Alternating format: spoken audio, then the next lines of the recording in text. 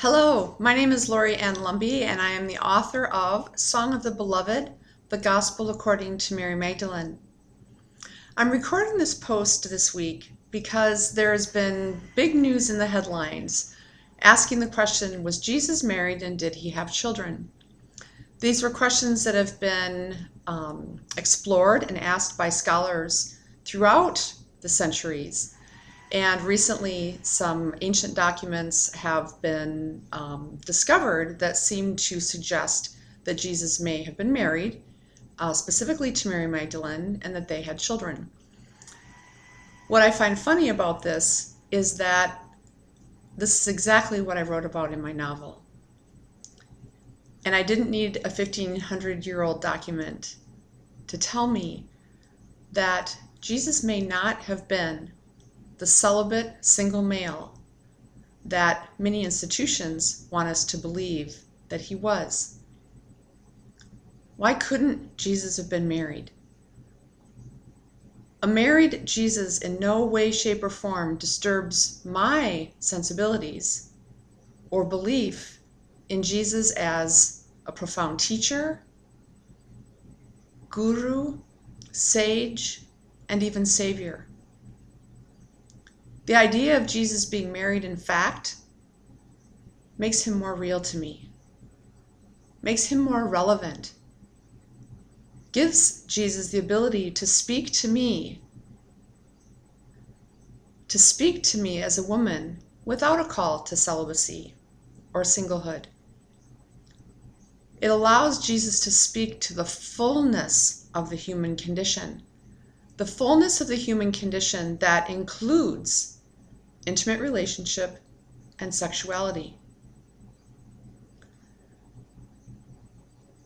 In fact, I believe that if we could suspend our disbelief around Jesus having an intimate relationship with another human being that may in fact have been sexual and may even have produced children, if we can suspend our disbelief in that, then perhaps we can begin the work of undoing centuries of sexual repression.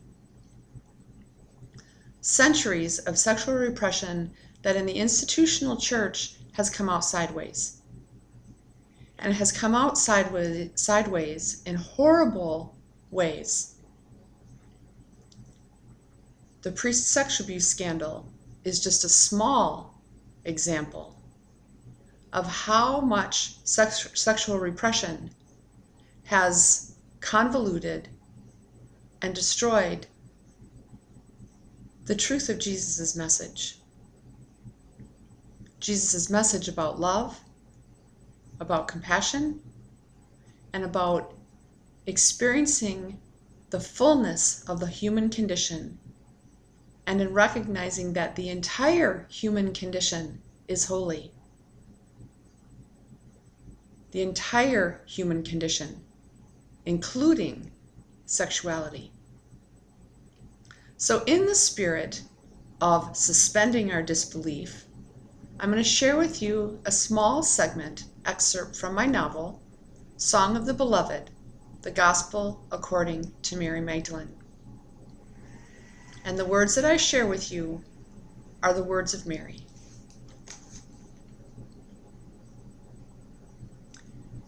As we slept on the wings of bliss, we dreamed, and in our dreams, our souls spoke to each other.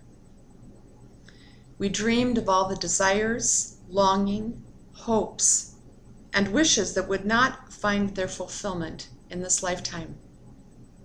We dreamed of the life that could have been marriage, a family, a long life of joy and happiness. We saw in vivid detail our home in the country, our barefoot children playing among the groves. We regarded our extended family and their joy in our coming together. I beheld Jesus and myself growing old together, surrounded by loving family and friends. While such images should have deepened my grief, instead, I felt only contentment and joy. It was as if this life existed in the here and now, but on some parallel plane. I knew that what we dreamed was the truth of our life together, not the death that would soon come between us. As we briefly woke from that place of pure fulfillment, Jesus reached over, his eyes dreamy, and took my hand in his and gently kissed the inside of my palm. Mary, I love you, and this love will never die. With that, he gently kissed the tears of joy that now fell from my eyes, and we held each other as we fell back into a deep and now dreamless sleep. Song of the Beloved, the Gospel According to Mary Magdalene, by Lauri Ann Lumby, now available in paperback and Kindle versions on Amazon.com. Thank you.